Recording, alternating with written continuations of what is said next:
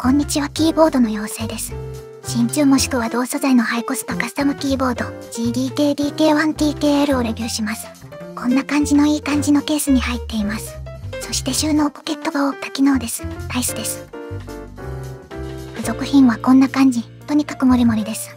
プレート、PCB、フォームタブ E、キーボード用の巾着。ケーブルにメタルキャップまで。ケーブルは一部半透明でクールなデザイン。付属のスタビは具合よくルブされていたので私はこのまま使ってます。そしてガスケットタブ E がてんこ盛り。それぞれ白とグレーのガスケットがあり2種類の硬さから選ぶことができます。私は2種類の PCB を注文しましたが1種類の購入だと一部同梱されない可能性があります。付属品として無線対応モデルだと無線ポットバッテリーも入るようです。選べる豊富なオプションを紹介します。まず色がたくさん。これはこのキーボードの要ともいえるボトム素材です。真鍮と銅で音が変わりそうですね。背面のウェイトを担う部分を選べます。この2つ以外に鏡面仕上げのステンレスがあるようです。素材の組み合わせで金額が上下します。ここのバッジも3種類から選択するオプションになっているようです。選択できるオプションたち。さすがカスタムキーボードって感じの豊富さです。本体紹介。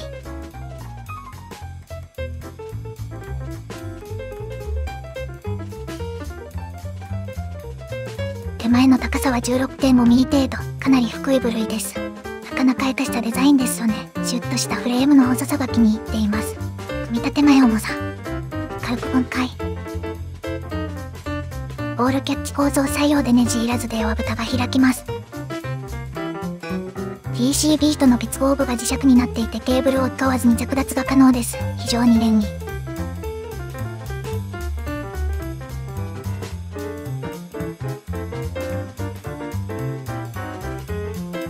フォームは3枚構成でケースフォームのコロンシート。プレートフォームに IXPE、コロンではない固めの謎スポンジです。PCB 用のガスケットはそれぞれ形が違います。それぞれ丸い印がついており、印が上になるようにガスケットの装着をします。足ですが厚みが違います。よく見たら奥側がくぼみが深いです。奥が厚く、手前が薄くなるように貼るのが正解です。キーキャップをつけるとこんな感じ。自分のチョイスがちょっと微妙です。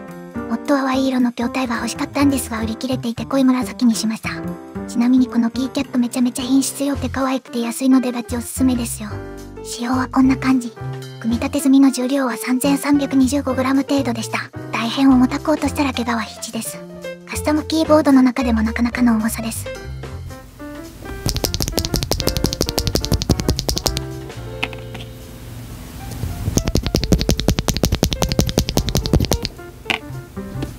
打鍵音。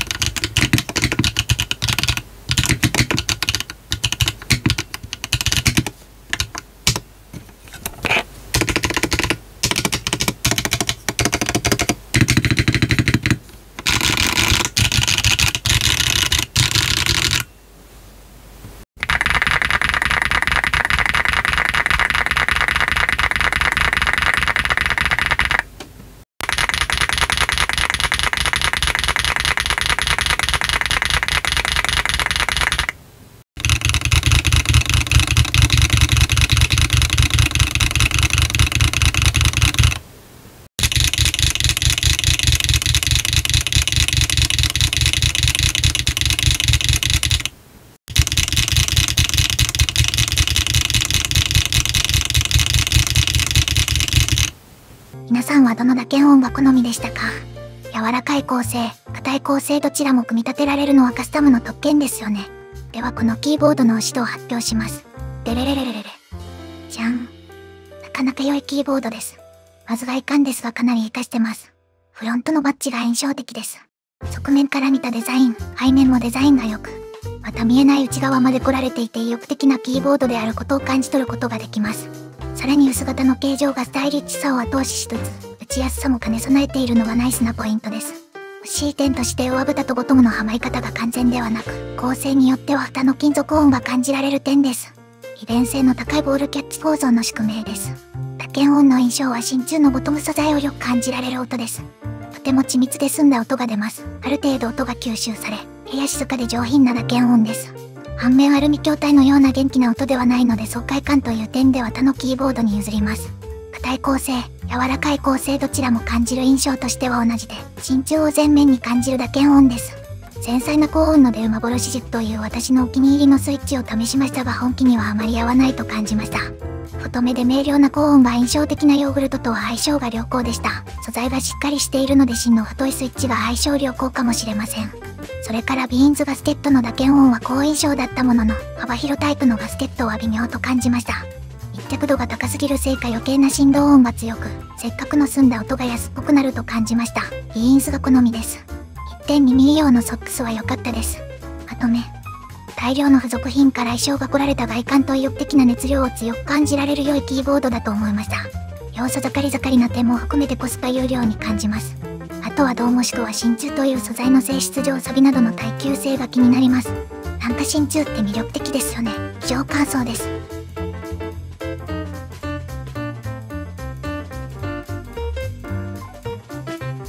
見てくれてありがとう。Thank you for watching.